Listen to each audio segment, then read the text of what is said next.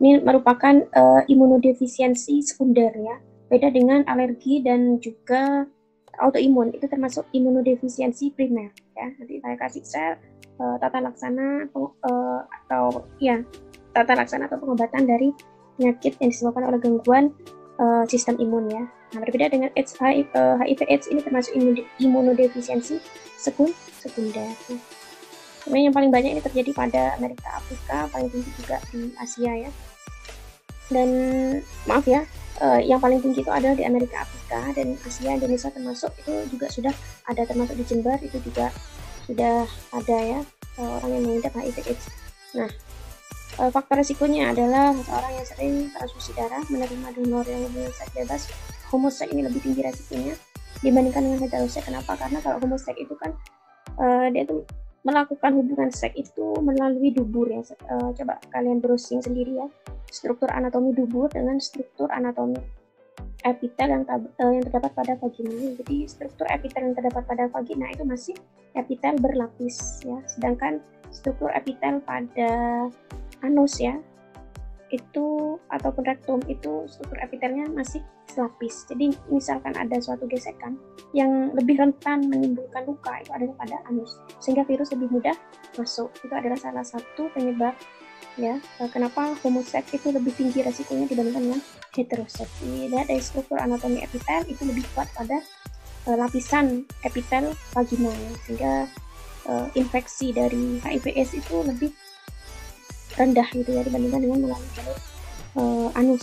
Nah, kemudian yang tertular dari ibu yang terjangkit HIV/AIDS. Jadi seorang yang sudah terjangkit HIV/AIDS itu jangan hamil gitu ya, karena nanti akan menularkan pada anaknya. Nah, ini patogenesitasnya ya.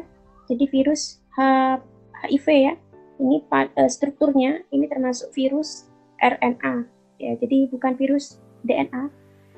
Nah, coba PR-nya ya, COVID-19 itu termasuk virus RNA atau virus DNA?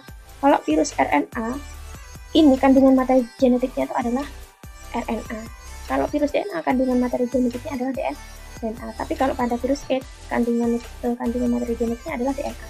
Kemudian di bagian permukaannya itu ada reseptor yang namanya GP120 dan GP41. Ini adalah GP itu maksudnya glikoprotein ya, reseptor yang nantinya cocok dengan permukaan sel target. Karena sel target virus dari HIV ini adalah sel imun, yaitu sel imun yang memiliki reseptor TD4 ya, reseptor yang memiliki TD4 seperti sel T ya. Nah, itu ini ya contohnya ya, sel T yang memiliki TD4, padahal sel T itu adalah salah satu sistem imun yang fungsinya adalah apa? Sangat penting sekali ya, yaitu sebagai respon imun yang seluler dan juga termasuk yang spesifik ya. Jadi yang diserang oleh HIV ini adalah sistem pertahanan tubuh kita. Jadi ibaratnya ada sebuah gedung ya, mana gedung itu di dalamnya itu mengandung emas ya, di luar gedung itu ada satpam ya, dan juga ada intelnya di dalam gedung. Nah, yang dibunuh ya oleh perampok ya, itu adalah satpam dan juga intelnya. Ibaratnya seperti itu ya. Jadi HIV ini adalah salah satu penyakit yang sampai saat ini masih belum diketahui pengobatannya ya. Pengobatannya itu hanya sebatas untuk meningkatkan kualitas hidup saja, untuk menghilangkan gejala. Tapi lama-kelamaan ya, karena infeksinya ini sekitar 10-20 tahun ya, baru seorang itu bisa, biasanya kualitas hidupnya itu hanya bertahan 20 tahun ya, kalau secara teori ya.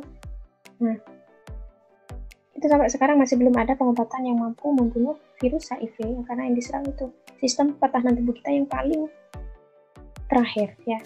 Beda dengan virus, maksud saya beda dengan virus COVID-19 ya.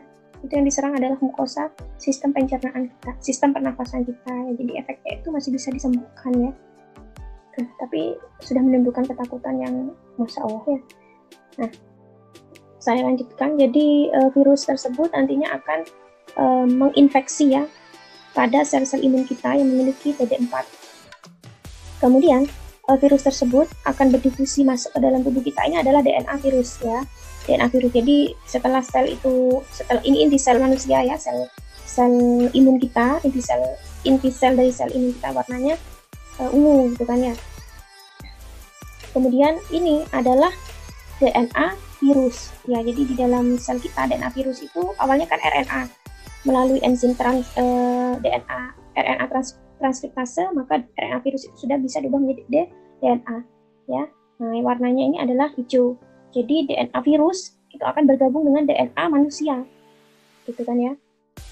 Nah, setelah bergabung dengan DNA manusia, inilah yang disebut dengan istilah mutasi.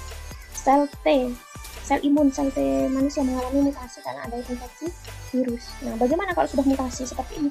Nah, harusnya sel T itu kan akan mengekspresikan ya protein-protein atau enzim-enzim yang digunakan untuk metabolisme tubuh kita ya, untuk melakukan perlawanan jika ada musuh, jika ada infeksi. Nah, ini enggak, karena DNA-nya sudah terinsersi dengan DNA virus, maka yang mengontrol kerja dari sel T ini adalah DNA virus. Sebagian itu adalah DNA virus. Kita tahu bahwa virus itu pertumbuhannya sangat cepat, ya 2 kali lipatnya sel-sel normal ya, bahkan bisa lebih cepatnya. Maka gen yang menyandikan pertumbuhan atau pembelahan sel lebih banyak itu adalah DNA virus. Kemudian protein tubuh kita tuh sangat lengkap sekali ya. Enzim-enzimnya untuk metabolisme itu adalah digunakan untuk kepentingan metabolismenya virus. Jadi sistem imun kita sudah ibaratnya itu sudah tunduk ya dengan perintah gen-gen yang ada pada virus HIV ini, menyesuaikan dengan sifat dari sel-sel virus. Jadi pertumbuhannya cepat, tetapi lama-kelamaan mengalami mengalami kematian ya. Nah ini ya, jadi infeksi awal ya itu sekitar 4-12 minggu, ini sekitar 1 tahunan ya. Nah sekitar 1 tahunan, gejalanya seperti flu ya.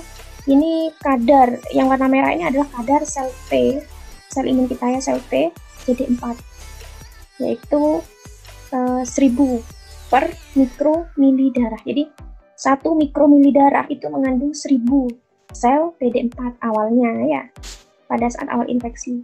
Kadar imunoglobulin M, G itu juga masih tinggi, walaupun lama-kelamaan akan turun ya. Antigen dari P24, ini antigen apa ini? Ini antigen ya. Dan antigen. Nah, ini antigennya virus. Ya, ini yang ungunya antigennya virus. Awalnya tinggi sehingga menyebabkan gejala.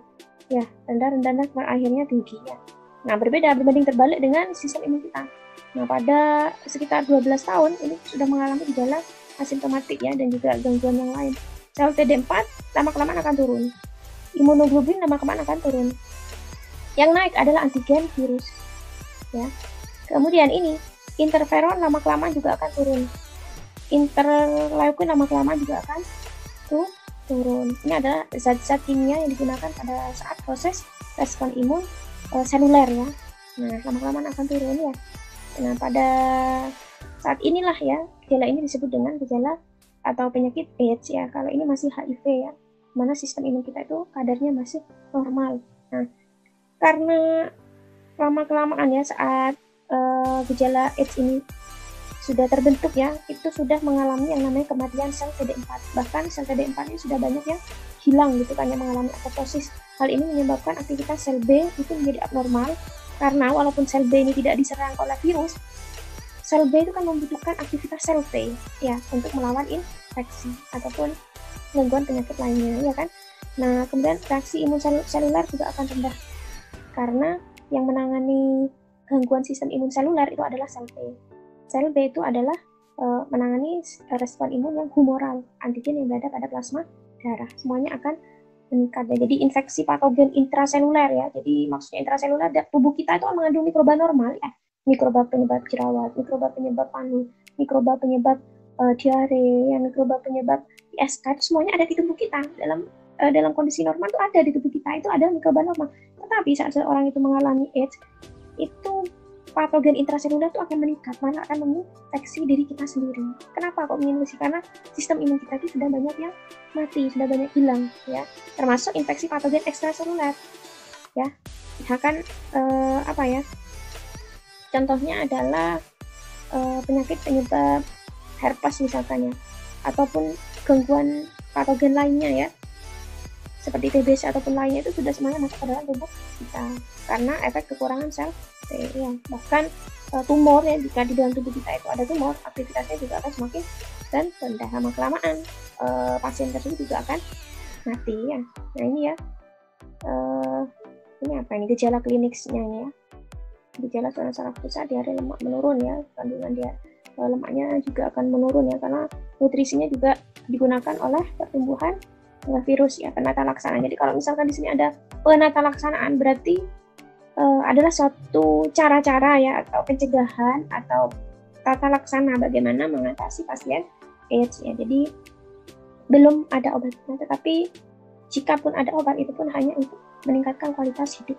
Obat anti HIV ini tujuannya untuk membunuh gitu kan ya, sebagian dari populasi HIV ya. Tetapi kan sudah mengalami mutasi, gen-gen kita sudah mengalami mutasi, gen yang ada di sel darah putih itu sudah mengalami mutasi, tidak bisa diubah lagi. Jadi kalau sudah mutasi itu sudah paten, tidak bisa diubah lagi, tidak bisa diobati.